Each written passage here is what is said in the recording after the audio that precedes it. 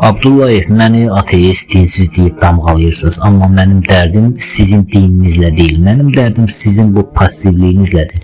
Sizi yatırtmaq üçün uydurulmuş o saxta ümidləri sapçülük eləmək istəyirəm. Boş yerə ümid etməyin. Ümid etmək hərəkətdən qalmaqdır. Mən sizi öz haqqınızı bərpa etmək üçün çağırıram.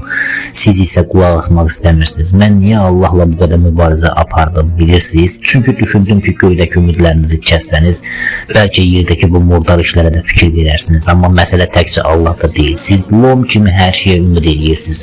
Çox ümid də adamı hərəkətdən saxlayır, filz edir. Özünüzü əxlaq, namus, tərbiyə deyilən şeylərlə aldadırsınız. Əslində isə siz sadəcə qorxursunuz. İstəsəniz istədiyinizi edərsiniz. Amma qorxursunuz. Çünki siz ancaq özünüzə, öz çevrənizə pislik etməyi bilirsiniz. Yuxarı sinifə diş qıcamağa cürətiniz çatmır. Mən sizin içinizdəki o vəhşiliyi böyütməyə çalışıram ki, güclü olasınız. Amma siz hər şeyi Allahın öhdəsinə buraxıb yatırsınız. Və bunu da bilin, əgər Allah həqiqətən varsa, o bu zalimləri mütləq bağışlamalı olacaq. Çünki zalimlər olmasaydı, Allahın o məşhur imtihan planı pozulmuş olardı. Hamının yaxşı olması maraqsız bir yaradılış olardı. Kimsə kamikadze kimi bombanın üzərinə bağlayıb cəhənnəmi seçməlidir ki, bir başqasının imtihan planı baş tutsun. İndi deyin görüm siz o imtihanın qurbanısınız, yoxsa bu yalanın narkomanı. Hamının yaxşı olması Allahın işinə gəlmir. O bize imtihandan danışır. Amma düşünmürsünüz ki, hamı yaxşı olsa bu imtihan necə baş tutar. Hamının Allahın sözünə qulaq asması, hamının mərhəmətli olması elə Allahın niyyətinin pozulması deməkdir. Mələklərin mələk olması üçün kimlərinsə də şeytan olması lazımdır. Xeyirlə şər qardaşdılar axı.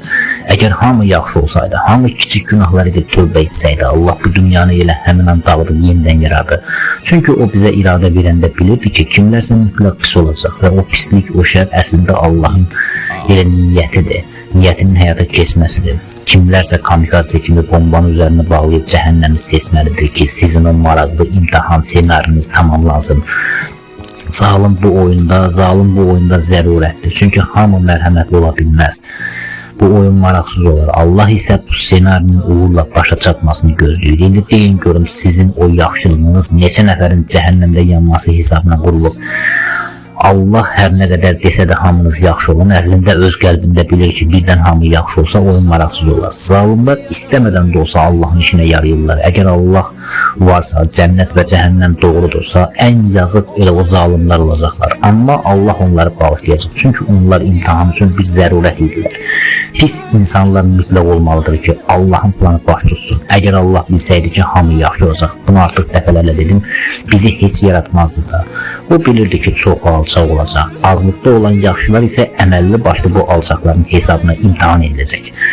Pis insanlar doğru insanların yetişməsi üçün gübrədir. Bizi pislər yetişdirir. Kimlərsə mütləq şər olmalıydı ki, bu oyunun da bir mənası olsun və Allah onları bağışlayacaq. Çünki onlar pis olmasaydı, Allahın senarisi də yarımçıq qalmış olurdu.